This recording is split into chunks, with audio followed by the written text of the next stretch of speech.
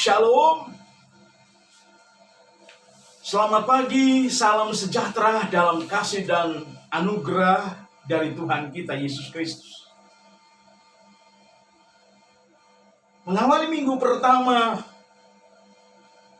gereja Tuhan selalu mengadakan perjamuan Tuhan. Karena itu adalah suatu teladan yang ditinggalkan oleh Kristus Yesus buat umat-umatnya. Di dalam kitab 1 Korintus pasalnya yang ke-11, ayatnya yang ke-23 hingga yang ke-26, Rasul Paulus mencatat tentang apa sebenarnya makna mendasar dari perjamuan Tuhan. Kita tahu bersama makna mendasar perjamuan Tuhan adalah dipaparkan dalam 4 bagian di dalam kitab suci. Baik dalam kitab Injil Matius 26 ayat 26 hingga yang ke-20. Injil Markus pasal 14 ayat 22 hingga 25.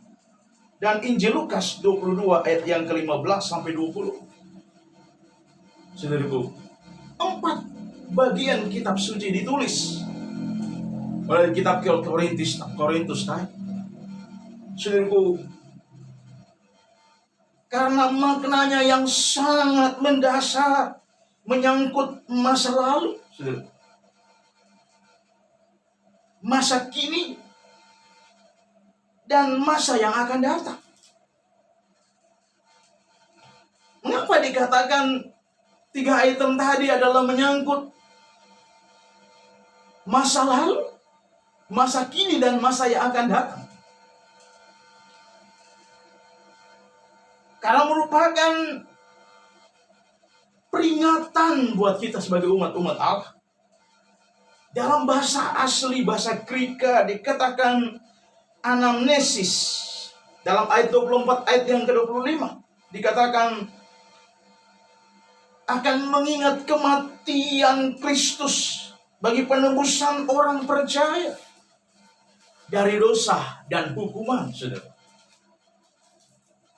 Itu makna masa lalu. Sementara perjamuan Tuhan kita juga diperhadapkan dengan kematian Kristus yang menyelamatkan dan makna penebusan bagi kehidupan kita, saudaraku. Kematian Kristus menjadi motivasi yang paling tinggi terhadap kejatuhan ke dalam dosa. Bagi kita menjauhkan diri dari segala jenis kejahatan, saudara. Sementara itu makna masa kini merupakan suatu persekutuan, yaitu dalam bahasa Greka atau bahasa Yunani koinonia, persekutuan orang percaya dengan Kristus, persekutuan Kristus dengan gerejanya, karena memiliki keuntungan yang sangat besar melalui kematiannya sebagai korban penebusan bagi kita. Seharusnya kita harus dihukum karena kita berdosa, tapi karena kita percaya kepada Tuhan, kita ditebus oleh kuasa darah. Dan dalam masa kini dikatakan merupakan suatu persekutuan dengan anggota-anggota tubuh Kristus lainnya.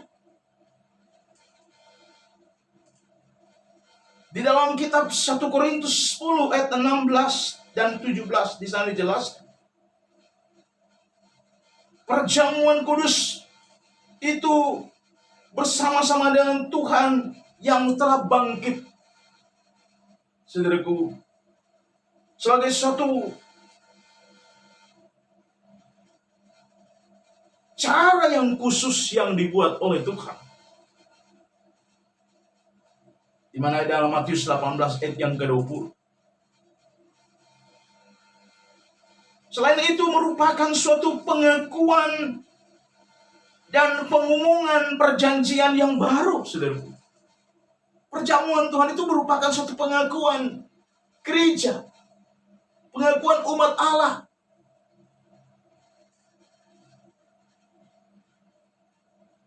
Suatu perjanjian baru.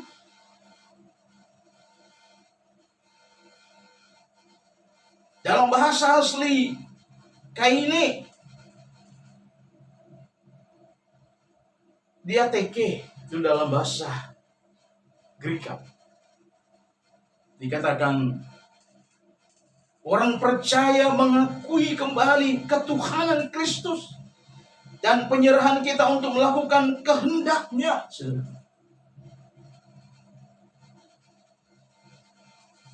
Sehingga kita setia serta melawan dosa. Dan untuk menyatukan diri kita dengan misinya, misi Kristus adalah menyelamatkan.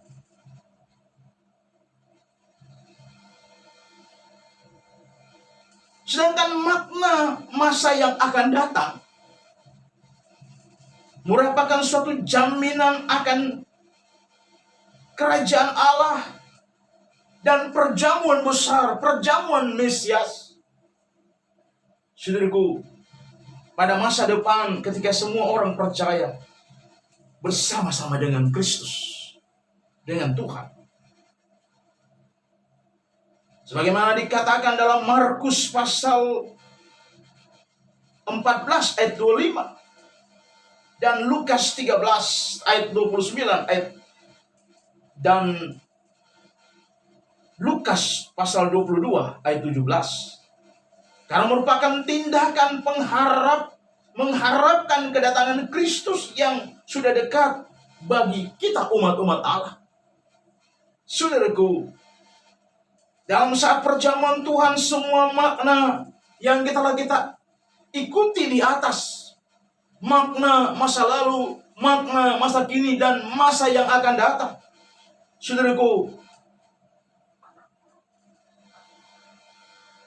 makna yang memiliki yang penuh arti. Saudaraku, jikalau saudaraku perhatikan, kita datang di hadapan hadirat-Nya dengan iman yang benar, doa yang tulus, ikhlas, luar biasa,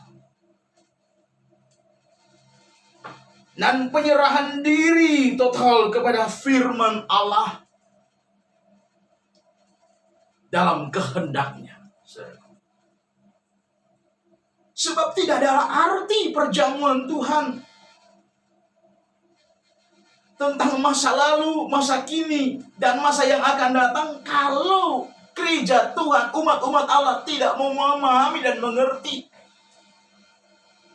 Itu hanya sekedar seremonial belaka.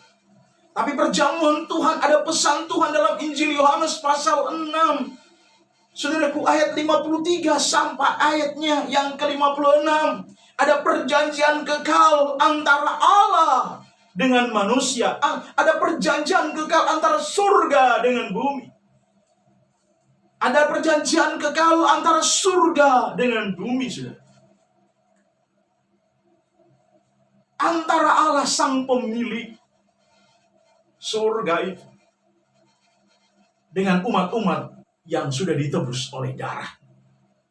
Jadi perjamuan Tuhan bukan sekedar seremonial mengenang pengorbanan Kristus. Seyogianya jangan sampai kita sia-siakan. Dalam perjamuan Tuhan itu bukan sekedar kita makan roti-roti melambangkan tubuh Tuhan, anggur melambangkan darah Kristus. Tapi Tuhan berkata dalam 1 Korintus 11 ya, ayat 23 hingga ayat yang ke-26 jelas sekali, saudara. Dikatakan oleh firman Allah, Dia berkata dalam ayat yang ke-25, ayat yang ke-24, inilah tubuhku yang diserahkan bagi kamu. Dia tidak berkata, katanya inilah tubuhku. Karena itu kita terima dengan iman ketika kita masuk dalam perjamuan Tuhan. Mungkin saudara menghadapi problem masalah yang besar, yang sulit untuk dihadapi. Masalah ekonomi, masalah kesehatan, problem masalah keluarga. Dengan kita mengikuti perjamuan Tuhan, yang lemah dikuatkan, yang sakit dipulihkan, disembuhkan. Haleluya. Saudara, ketika kita makan perjamuan Tuhan, kita mendapatkan kelegaan, mendapatkan kekuatan ekstra, mendapatkan kekuatan baru dari Roh Kudus. Haleluya. Jadi perjamuan Tuhan itu makna yang sangat mendasar tadi adalah makna masa lalu, makna masa di kekinian, dan masa yang akan datang. Supaya kita mengenang, mengingat, manusia akan pelupa. Kita tidak melupakan pengorbanan Kristus. Kita tidak menyia-nyiakan pengorbanan Kristus. Saudara, melalui pengorbanan Kristus, kalau kita ikuti telusuri betapa penderitaannya sangat sempurna. Saudaraku, Dia memikul dosa kita umat manusia melalui Via Dolorosa. Dia disalib. Dia memikul salib yang seharusnya dia tidak pikul. Sehingga Nabi Yesaya mencatat itu secara sempurna dalam Yesaya 53. Luar biasa. Kronologi daripada perjalanan hidup Kristus Yesus itu telah dituangkan dalam Yesaya 53. Ayat 1 sampai ayatnya yang ke-7. Ironis benar kalau orang-orang kudusnya tidak menghargai perjamuan Tuhan. Perjamuan Tuhan adalah ibadah, label perjamuan Tuhan yang sakral bagi gereja. Saudaraku, karena pengorbanan Kristus kita harusnya dihukum karena kita berdosa.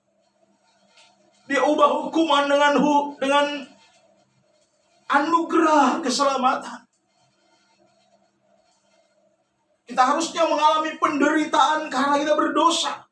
Dia ambil penderitaan itu. Dia ambil penderitaan kekekalan itu.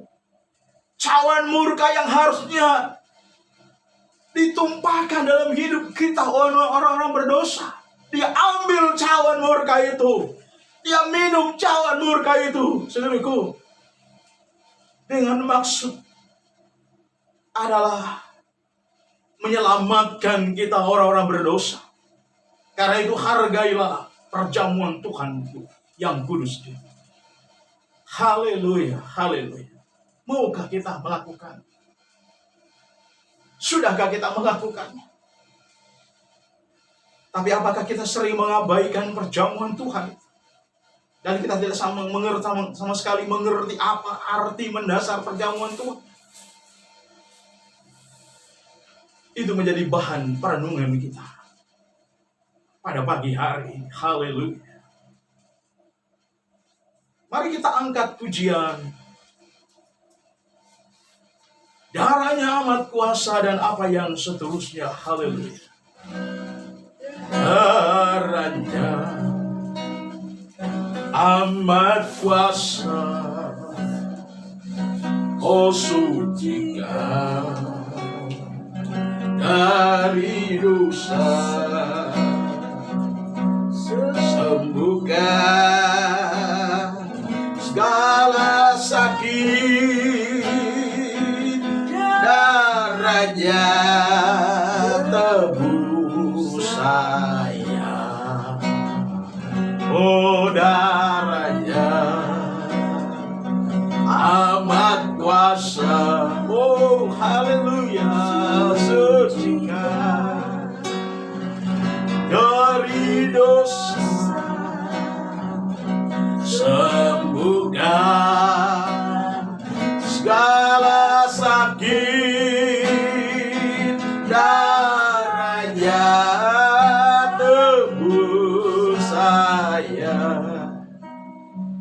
Bapak Ibu saudara-saudari yang dikasih Kristus,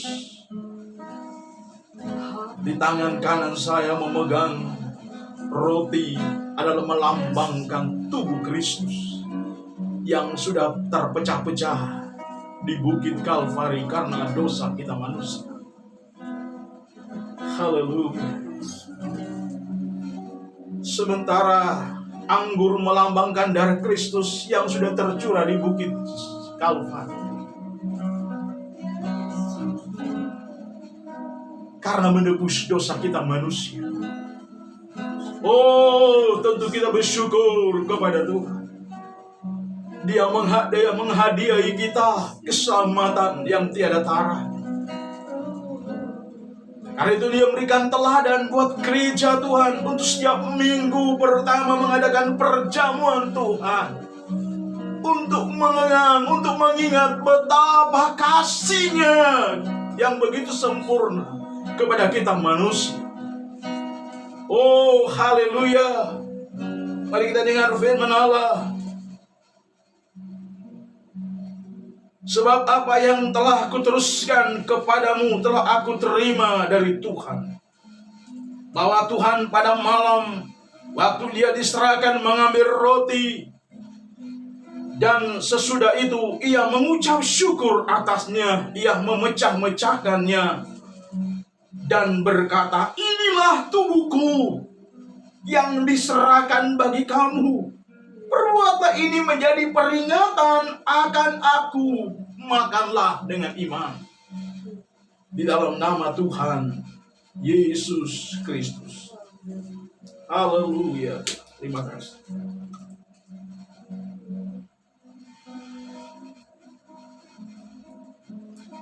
Haleluya. Tubuhnya sudah hancur karena dosa kamu.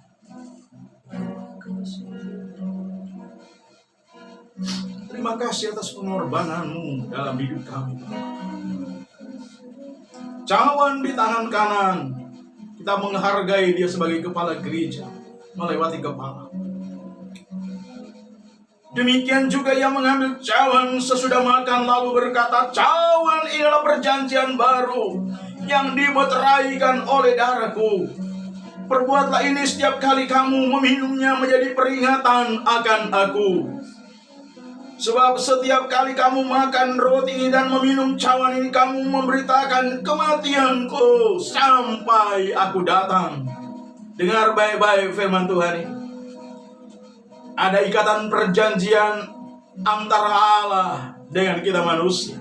Kita akan diboyong ke surga. Karena itu minumlah anggur melambangkan darah Kristus. Minumlah dengan iman. Haleluya, dalam nama Tuhan Yesus Kristus. Haleluya. Haleluya Tuhan. Terima kasih. Oh, haleluya Tuhan. Terima kasih atas segala pengorbanan yang sangat mahal, yang tak ternilai harganya. Rela berkorban demi menebus dosa dan salah kami umat manusia. Kami bersyukur Tuhan, oleh iman kepadamu kami percaya melalui perjamuan Tuhan yang kudus, kami yang lemah dikuatkan, kami yang bimbang diberi ketetapan, kami yang susah diberi penghiburan. Haleluya. Bahkan ketika kami menghadapi jalan yang buntu, Engkaulah yang buka jalan, Bapa. Haleluya Tuhan. Terima kasih atas segala pengorbanan-Mu yang begitu sempurna. Haleluya. Kami percaya kami diberkati oleh Allah Roh Kudus melalui perjamuan kudus pada pagi hari ini. Terima kasih atas segala pengorbanan-Mu yang begitu sempurna, Bapa. Engkau karuniakan Sang Putra dalam kehidupan kami. Kami bersyukur. Sungguh Engkau teramat baik dalam hidup kami. Terima kasih. Engkau mengaruniakan hidup kekal dalam kehidupan kami. Ada perjanjian kekal antara Allah dengan kami. Umat-umat Allah yang sudah ditebus oleh darah-Mu. Karena itu Tuhan, kami menghargai, wujud menghargai, kami menjaga melalui ketaatan dan kesetiaan kami dalam mengiring kepada Tuhan. Terima kasih Bapa. Biar kiranya berkat dari surga tetap terus mengalir di tengah-tengah sidang jemaat. Berkat pengorbanan salib Kristus menjadi bagian seluruh umat-umat tebusan darah. Di dalam nama Tuhan Yesus Kristus, kami tamatkan ibadah perjamuan Tuhan pada pagi hari ini. Haleluya. Haleluya. Amin. Shalom. Tuhan memberkati kita semuanya.